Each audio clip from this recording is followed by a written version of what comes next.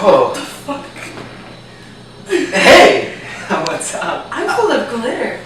Me too. Hey! We were just in Hunger City. You guys got fed. Welcome to Whenever We Have Time. Because we do this whenever we have time. How do I get glitter? I'm Niall Rivers. I'm Rocksteady Letty. And today we have Enrique Hernandez. Hunger City, y'all. Hunger City. Thank you for being on our show. Thank you for this making is us beautiful. appear on our show. Yes. How did this just happen? I figured That's you just guys crazy. needed to be here in order for stuff to start, so. Thanks for doing that. You made us look beautiful. Thank you so much for being here with us today. Oh. This is such a treat. It's an Thanks for honor. having Yeah, have you been? I'm awesome. I feel great. I feel ecstatic and I feel really good because we just played the set and, I'm living my life like I should. And you guys are in for a treat. And what does that even mean? Living your life like you should. What is that in respects towards your purpose and what it is that you're doing as far as your art? Yeah, completely. I think that, we all have a God-given purpose, a higher calling, and for a while I tried to sort of do everything in life but the one truth that I had, which was to sing and Wow. to take the stage. So now I'm doing it and I feel more alive than ever. It feels good. That makes me happy. That makes me so happy. How long have you been doing this? When did you start? So I guess I really took ownership of this purpose about 4 years ago. I started a band. I called it Glitter Grunge. Wow. You don't say. I have a thing for glitter. I love it. I have such an important question for you. Yes. You posted something on your Instagram a few days ago that really hit home to me in respects towards the relationship with your father. I hope that's okay. Yeah. You were 16. Yeah. You walked into the home and your dad asked you if you liked glitter. Yeah. And I guess that was in a moment in your life where you hadn't really been truthful about who you were. Right. And you were hesitant to answer, but you were like, yes, I like glitter. And like, he pulled out some glitter from the back of some videotapes and he was like, I like glitter too. Yes. You want to talk about that? Like, Yeah. So the relationship I have with my father is a beautiful one today. I talk to him often. We text and we call each other, and I see him whenever I'm back east. He's still in New York. And but for a while in my childhood, he wasn't present. And there have been conversations we've had where he's explained the reason for his absence. And I think in his point of view back then, it was sort of the best thing for me to stay out. But I didn't understand that as a kid. What's been surprising throughout this whole process is how sensitive he is, how emotional and thoughtful he is. I think he's got a wonderful heart. And I'm proud to be related to him. Yeah. And I'm proud for him to be my father because I think he's a really great person. That's beautiful. Yeah. That's And beautiful. he and I love glitter. That is awesome. Dude, since you talked a little bit about your pops, I heard from a birdie somewhere that your mom have seen a few of your shows. Yeah. How was the first time she came and saw you? Oh man, the first time, I just got goosebumps. The first time she saw me was downtown Los Angeles in the back of a pub. It was pretty nerve-wracking. I didn't allow myself to understand, to really understand the weight of what this meant. This project is an empowering project and is a tool of hope because of her. I can tell you certain things. Throughout the process of writing it, there were times where I was a little hesitant about my creative choices, and I knew that there was only one person in the world who had gone through this with me, and that was my mother. Yeah. And but it wasn't at a point to really share with her or to get any clarity or affirmation of like, yeah, that is what happened, or you described that scene perfectly. So I just really had to listen to myself and follow my gut. And this is the first project that I've done that I completely feel like it's my 100%. And the last year and a half between writing and performing it, I feel like has been the first year and a half for the rest of my life. Yeah. So when I was able to send her the project and she mentioned she likes it. Isn't that amazing? Yes, she really likes it. She shared with me that she feels inspired by it, not only from the circumstance that I specifically speak of, but she is able to take my lyrics and to apply them to other areas in her life where she feels like she needs to rise above. When the parents heal through their children. Oh man, it's cool. I have a question about your performance. Sure. So, I have read that your choreography in itself speaks, right? You know, you have your music and your mellifluous voice that is so beautiful, but then you add this whole choreography to it, and you implement it with so much light and color, different colors. Yeah. How do you go about that process? I started the project and I sat with myself and I thought, if for this to be sustainable and for this to be a long-lasting tool for other people, I really need it to be all of me. Right. So I thought of what do I love, you know? And I, at the time I was really interested in nude colors. I was wearing a lot of nude clothing. Nice. And so I thought, okay, there can be an element of this nudeness. And I love glitter, so I knew that was going to be yeah, for sure. And as a child, I really was inspired by Marilyn Manson's Antichrist Superstar, Dead to the World Love tour. it, Yeah, and fucking so love it. there's like a lot of androgynous clothing and a corset. And then I also was inspired by Nine Inch Nails. So the wardrobe came from a place of a part of like thinking about where I was as a kid and what, because I had these dreams of performing since I can remember, and I used to stay in front of I was about to say fridge, the mirror. I used to stand in front of the fridge and actually I like believe it. wet my skin and put baby powder on my skin and sort of do weird contortions. And I'm supposed to represent a figure that's gone through the other side of something tough, and so there's sort of a survival element that I hope to portray. But I also want to seem to be a source of strength.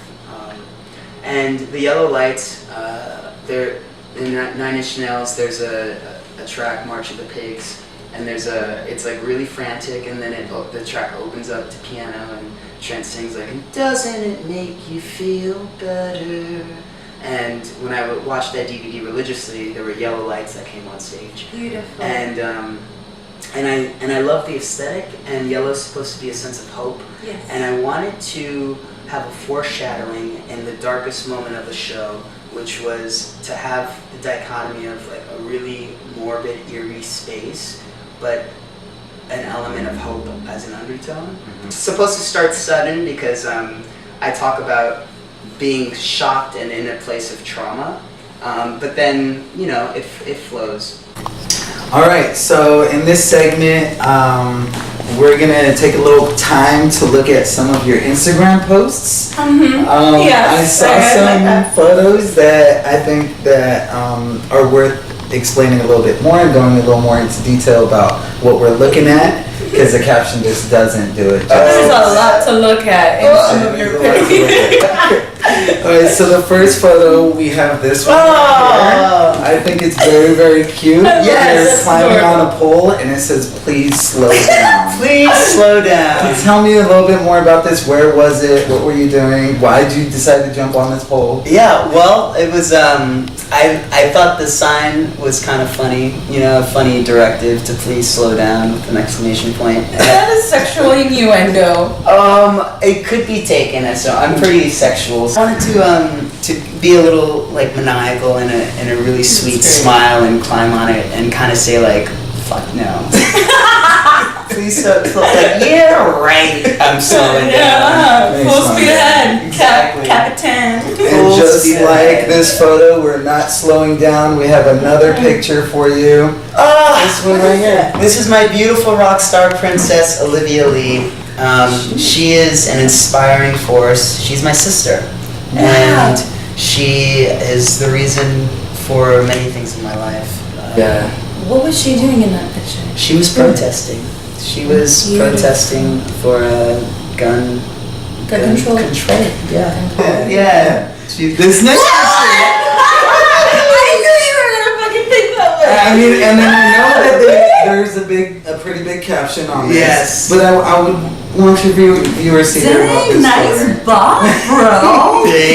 Work out. So it's a naked photo of you, and where your genitalia would be, it says, "I have arrived." Yes. So this photo was taken by Homo Riot, and Homo Riot is an amazing queer street artist. You can find him on the east side, you can find him anywhere really. And so it was a real honor to be able to collaborate with him. This body.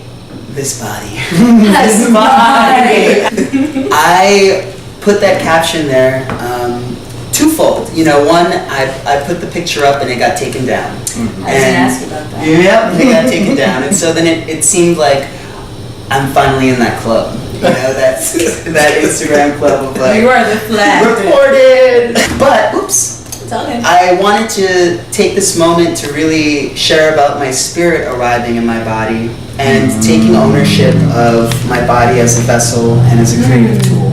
And, you know, this past year and a half, my whole perspective on working out and being healthy, my vision of my heart as an organ and it being strong, me wanting to retain oxygen, consuming water and hydrating myself, everything is for the goal of being the best performer that I can be, because I really believe that. That is so powerful. Yeah, this is my job, you know? So for me to share this body, this shoot specifically, I didn't do anything crazy like not eat for a week. I didn't not eat that day. I literally wanted, because Homo Riot is so great, and I really trusted him and his eye and the element, and I knew that to be photographed by him was going to be a part of queer culture and art. You know, I wanted it to be a time capsule of where I was in this moment, and to find love of myself. I'm like falling in love with you right now. You like sensitive guys. Nice. Our next photo right here. Awesome. This photo I saw, and you're on top of this car in the fucking desert somewhere, as it seems, and it's obviously a car that does not work. What are your hands doing? I am just giving a pose. Love it. Yeah. So this was on a retreat, an art retreat that I go on every year. It was started by my friend Miriam Slitz. She's in the band The Mod Pods. The Mod Pods. Yeah, they're super rad. And essentially we go out to the Salton Sea and we do art for a weekend. We go around, find abandoned things. This was a car. I think this was in East Jesus, which is where. Yes, as I see that. We do whatever we want. So for me, I actually showcased Hunger City out there last year for the first time. Wow. This past year, I workshopped another project that I'm going to do after Hunger City. So it's a good place to be vulnerable and to start, or to start sharing and to initiate. The last photo that I have pulled up. Yes. It's probably from 2015. Oh. So it's an oldie but a goodie. It's an oldie but a goodie. This one right here. Oh, somebody's tied up. Yes. Mm-hmm. Is that Japanese bondage? It is. It's Japanese. I know my bondage. Yeah, my friend Jared is a master at this, and he takes it very seriously. He's super talented. That's beautiful. And we collaborated on some stuff. So I have I'm sure. Yeah, I did a song. But you know, I love being tied up. I think the knot work and the rope work is beautiful. It is. And I love the struggle. And it really feels comforting to be held together. Like being submissive, kind of, you know what I mean? Just yeah, being submissive and allowing yourself to just be. It's like you're not really floating because you kind of feel the pain of your weight against the rope. But I like to portray struggle on stage, and I think it's an interesting thing to watch. So, like in Hunger City, there's nothing holding me back, but there are mental expressions and emotions that I feel like I try and personify. You just finished a tour. It's the Space Trash tour? Yeah. Yep. Tell us about that. Was that your first tour? It was, yeah. How was that experience going on your first tour? It was, where'd you go? It was awesome. So I linked up with my friend Felix in the Future. He's from Brooklyn. I was like, well, I'm gonna be in New York next month, so I kind of hit him up and I was like, hey, would you like to grab coffee? And he's an amazing artist. You know, his songs are really really deep and conceptual, which I appreciate, and I think it's a really kick-ass collaboration. He does a lot of his own costumes, and love it. Yeah, and so I have lights going on and like atmosphere, and he's got a lot of fashion, and we're both dramatic and we're both conceptual. You guys did this DIY? Yeah, totally DIY. I just got a car, so that was our little spaceship. Oh, wow. Really? Lovely. Yeah. Lovely. So Lovely. you drove to San Fran? Yeah, we went to San Francisco and back, and then we went to San Diego, and we went to La Puente. So Yeah, Bridgetown. Bridgetown. And then we finished in Hollywood. I'm putting a show together that's going to be a monthly event at Bordner's in Hollywood. Yes! Bordner's. When does this residency start? It's the last Sunday of every month, so it's going to be July 29th. Yeah, I wanted a place to that for queer artists, but I think Hollywood is a place where there isn't a lot of queer art going on, and Bordner's is a great venue. I agree. And the artists that I book, they're friends, and they're really vulnerable with their work, and you know, this shit takes guts. So, you want to tell the audience about maybe any upcoming projects, songs, music videos, movies? What are you doing? Tell the audience everything. what you're doing. Yeah, well, I'm really being aggressive with Hunger City, which is the project that's designed to initiate solution-based discussions on domestic abuse and violence. The next project I have is called Lovers Relapse. Ooh, sneak peek, I love it. And it's about the process of seeking outside validation for. And You're beautiful. Keep going, Max. Don't mind me. You know, I'm so smitten right now. using everything from lust to liquor to to the whole 9 yards. And that's another conceptual album. I'm actually having Eris, who's she's art.chub on Instagram. She's going to create the sculptures for the show. And I'm asking Anika Perkins, who's already started making a bodysuit. So I'm going to personify a Luna Moth. So it's going to be very glam-based and installation-based. Still with lights. The producer I'm working with on that, his name is Ian Waters. And it's going to be next level. I'm really excited for it. But in the interim, I don't want to waste any first impressions with workshopping in front of people, so I'm going to make sure that that's set. And I just started working with Raw Honey PR to put a strategy in place to really branch out Hunger City as far as it can go. Wow. Beautiful. I've never done this before.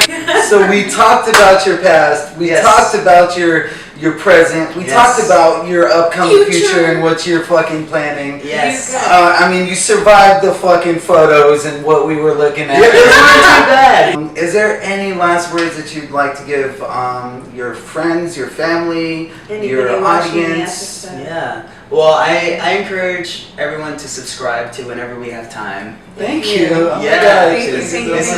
This is an amazing platform, and I really feel respected and honored that you guys took the time. You are more than honored and respected. You are loved, and you are encouraged, and you are definitely supported by this channel, by these humans, by these spirits that embody these vessels. You are 100% encouraged, and please keep creating. Don't stop. Yeah. Thank you. Absolutely. Everybody, Whenever we have time, I'm Rocksteady Letty. I'm Now Rivers. And I'm Enrique Hernandez.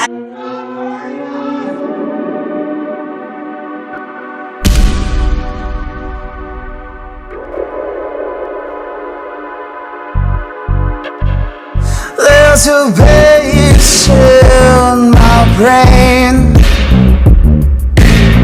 a sand that's on my bones remain in case